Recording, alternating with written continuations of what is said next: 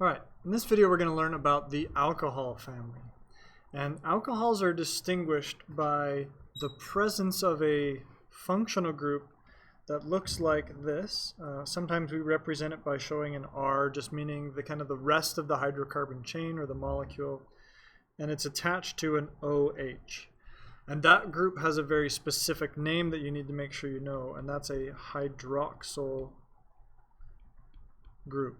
Now, don't get this confused with a hydroxide, because this is not ionic or ionically bonded. It's not a hydroxide group. It's molecularly bonded together, so this is a hydroxyl group.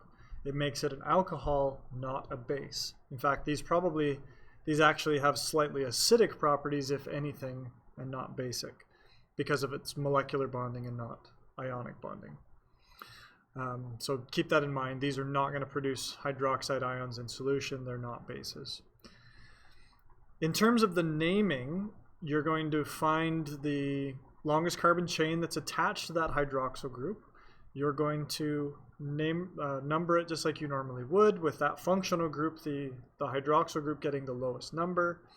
And then the name, we're going to drop the E off the parent name and add all in order to fill in the rest of that name. So, and we may have to put a number in there to specify where that hydroxide is as well. The only exception to that is if I have a molecule with one OH, I'm going to drop the E on the end. So I've dropped, if in this case it's methane, I would drop the E off and it'd be methan, and then I would add the all, methanol, to say that it's an alcohol. But if I have more than one alcohol, oops, pardon me. If I've got more than one alcohol like this, I don't drop the E. I leave it. So this would be a methane diol. So the E would stay on. So make sure you just keep that in mind. If you've got one alcohol, drop the E, add all with a number if you need it. But if you've got more than one, the E stays, and then we add the all with the numbers if we need it to name the molecule. Okay. So let's look at a couple of examples here. So in this case, this is kind of the example that I already drew for you there. Our parent would be basically this, but in this case it contains the hydroxyl functional group. So my parent tells me that this is a methane, would be normally what we would call it, but because it's an alcohol, we drop that E and we're going to add all. There's only one carbon, so I don't need to number this, so this is methanol. Okay, the next one, same kind of a principle here. This is my parent. I have an alcohol functional group, so this would be ethane normally. We drop that E and we're adding all. Because there's only two carbons, I don't have to number again, because even if that alcohol group was on the other side, it would still be carbon 1, so the 1 is unnecessary. So I've got methanol, now I've got here ethanol. All right. Now I've got some branching going on here as well. So in my parent, I have a 3-carbon parent. I have the hydroxyl functional group. Remember that has to be attached to your parent. And now I also have a branch here, so let's use a new color to show that I've got a methyl branch. Now, remember that for numbering the parent, the functional group is more important. So this is carbon 1, this is 2, and this is 3. So if I was to draw out this name, I would start with my branch. I have a 2-methyl. Then I would go to my parent, which is a propane. I would drop that E And then because this is an alcohol, I would add all. But because there's more than 2 carbons, I need to say where it is. So this is a propan 1 all, just specifying where on the molecule that alcohol is actually attached. So 2-methyl propan 1 all for this one, just tying together a lot of the skills that we've already learned into one here. Okay, our last one, here's a line diagram. So I have a 2-carbon parent here. These other 2 ends of the lines aren't carbons because it shows me that there is something else there. So the OH here replaced that carbon, and the OH down here also replaced carbon. So I really only have 2 carbons here. But here I have 2 hydroxyl groups, 2 alcohol functional groups. So this is now going to become ethane. And remember that because there's 2 alcohol or hydroxyl groups, I don't drop the E in this case. And I do need to specify numbers here. So this is a 1,2 dash diol. And the reason I have to specify those is because they could have had actually both alcohol groups like that, both of them coming off of a single carbon. Alcohols can go on the ends because they don't become part of the carbon chain. They're not carbon.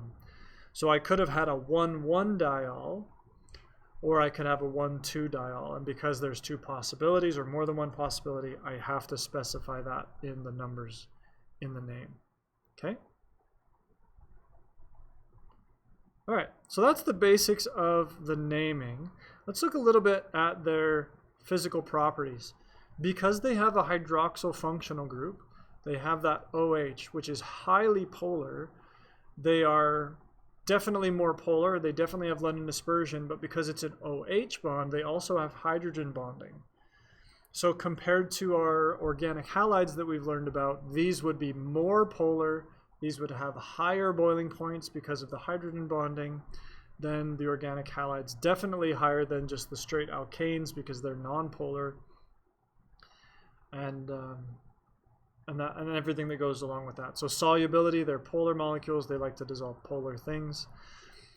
As they get bigger, though, that alcohol functional group gets a little bit weaker. Like if you've got a 20 long carbon chain with a hydroxyl group on one end, it's probably not soluble in water just because the size of it is so large that the polarity is not strong enough. It's got a huge non-polar region and a little polar end on one side. So smaller ones are very soluble in water. The bigger they get, the less soluble they tend to be. Okay? All right, primary, secondary, and tertiary alcohols. These are a little bit, well, they're a little tricky. They're not too bad. So the easiest way to do this is to draw these out. If you were to draw a molecule, figuring out whether it's a primary, secondary, or tertiary alcohol all depends on what the carbon is attached to. What the carbon that the alcohol is attached to is attached to. So for example, if I have a carbon that's attached to an alcohol like this, and that carbon only has one other carbon attached like this. So I'm basically looking at this group, how many carbons is it attached to? If it's got one other carbon attached to it, we would consider that a primary alcohol. Okay? If that carbon was attached to an alcohol, that's the one we're looking at, but it was attached to a carbon on both sides, now it's attached to 2 carbons, that would be a secondary. Let me write over here, primary. And if I have a carbon that's attached to an alcohol, we're looking at that, and it's attached to 3 other carbons, right, part of the parent chain and maybe a branch, then we would consider that a tertiary alcohol. And if you get more into organic chemistry in university, you start to look at the differences between primary, secondary, and tertiary alcohols and how they behave, because that changes their properties slightly. Don't need to worry about it too much for Chem 30, but I would be aware of that, being able to classify it as either a primary, secondary, or tertiary alcohol. Okay, now some common alcohols that you should be aware of. Let me go back to my presentation here. Are the main two that you need to know are methanol and ethanol. So if you see that race car on the side there, really high performance race cars like that don't run on gasoline.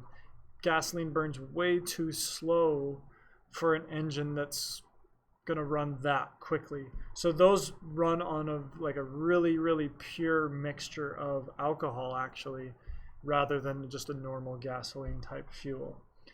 Now the difference though that you need to know between methanol and ethanol is methanol is considered, it's also called wood alcohol, but it's not the alcohol that you can drink. It's a highly toxic alcohol that does some fairly nasty things and can cause some permanent organ and potentially even brain damage if you're exposed to, if you're drinking that kind of alcohol.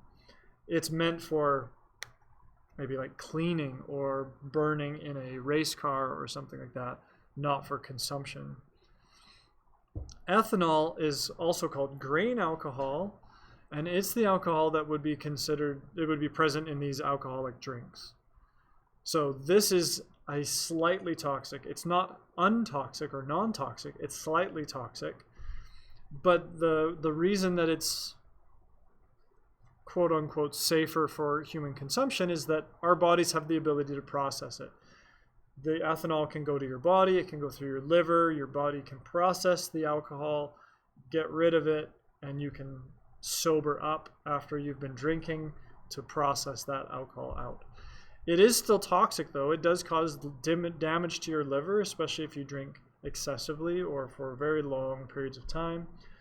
And it does impair brain function, which is why people like to drink, because they loosen up, they have a little bit more fun, they like teenage pregnancy, whatever the reason for drinking.